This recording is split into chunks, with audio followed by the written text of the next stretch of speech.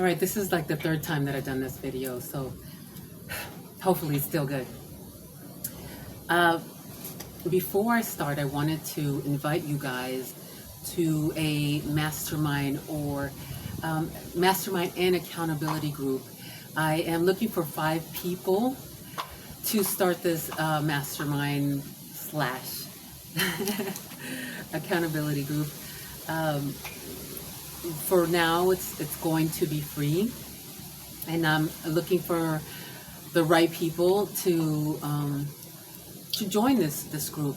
You know, it's not going to be for everyone, and I want you guys to have the best experience possible. So if you'd like to join this group, please message me, private message me, and yeah, then we'll take it from there. So today's lesson is going to be how to have control over your ego. So I'm going to give you a few steps on how to have control over your ego, and this might be a few videos. Maybe tomorrow I'll make another video. So let's just give the backstory of the ego, because the ego has a backstory.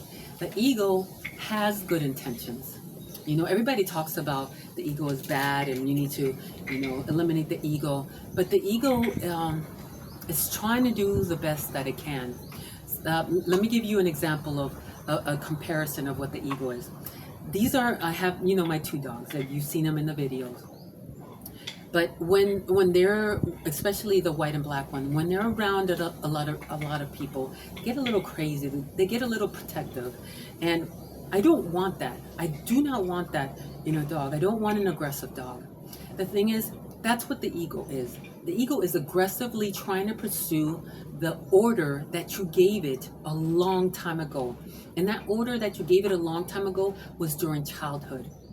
Now we think that we only have one ego, but the ego is nothing but a software. And our divine self, our authentic self, is the computer that houses the ego. So if you are you feel like you're self-sabotaging yourself, it's because you need an update on the software that you programmed years ago, maybe even decades ago. So it's not the ego's fault that you are not getting what you desire in life, that you're not living the life that you desire in life. It's the fact that your software is outdated. Now, in order to update your software, you have to know what malware. So I hope you guys I'm giving you good analogies. What malware, because you know how malware sometimes messes up your computers. What malware you're carrying, and that's your traumas, your hang-ups, the things that you say this will never happen to me.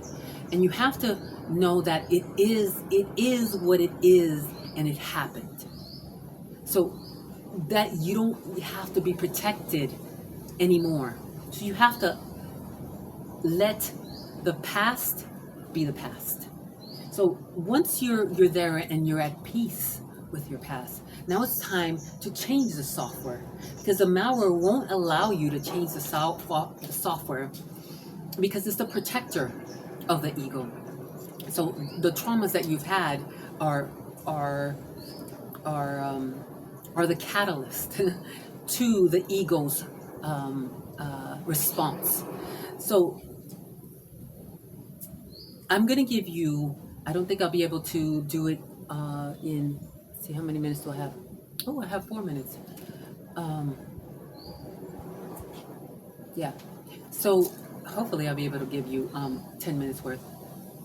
So in order to have control of your ego, there's going to have to be some things that you're going to have to do in order to start telling the ego that the software that you're currently running in is unacceptable. So one of the things that you can do is question your ego. So let's just make the scenario that you are in a board meeting or you're in a classroom, and I hope this is not too loud. You're in a board meeting or you're in a classroom, and you say something that you think is correct. And when you say it, either people laugh or that look at you a little like, this person doesn't know what he's talking about. And your ego all of a sudden starts saying, why did you say that? That was so stupid. You should have not said that. You know, people don't value your opinion. You know that you know, you're not the smartest one in the room. So you start, this dialogue comes into play that is contradictory to what you want to feel inside. So you want to feel good. You want to have a good self-esteem. But those words that you constantly tell yourself, because those words that you're telling yourself are the code, the program that keeps you in the status quo of not speaking out, not taking a chance, not doing the things that will elevate you to where you want to go.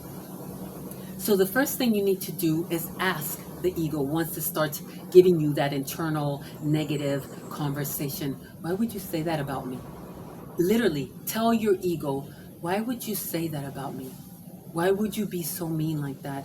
Why can't you say something more helpful? And as crazy as that sounds, the ego will answer you back. And I know you might think, well, this is crazy. Why would you have conversations with yourself? But if you closely listen to your internal dialogue, you'd be like, how the hell would you let someone talk to you that way?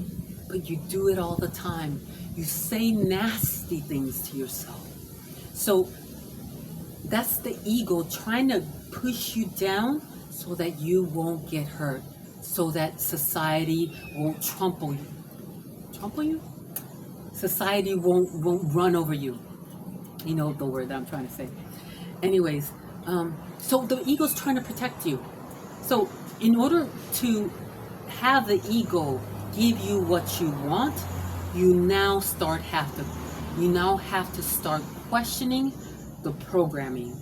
So the programming, so that insert is going to be the question. Why would you talk to me that way? Would you let someone talk to your daughter, your mother, your best friend like that? Why would you talk to me that way? So the ego will start talking to you and justifying the reason why it's so cruel to you. And the second thing that you can do is saying that negative talk is unacceptable to what I want or what I desire to be and what I want in my life.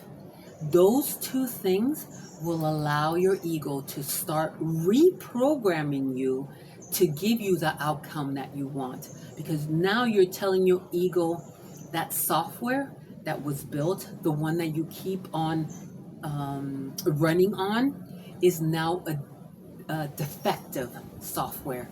So slowly, and that's why I believe affirmations are important for your transformation, because constantly, just like I said, you're telling yourself, oh, you're so stupid, you should have not spoken up, or oh, you know you're not that smart, or you know they don't value your opinion.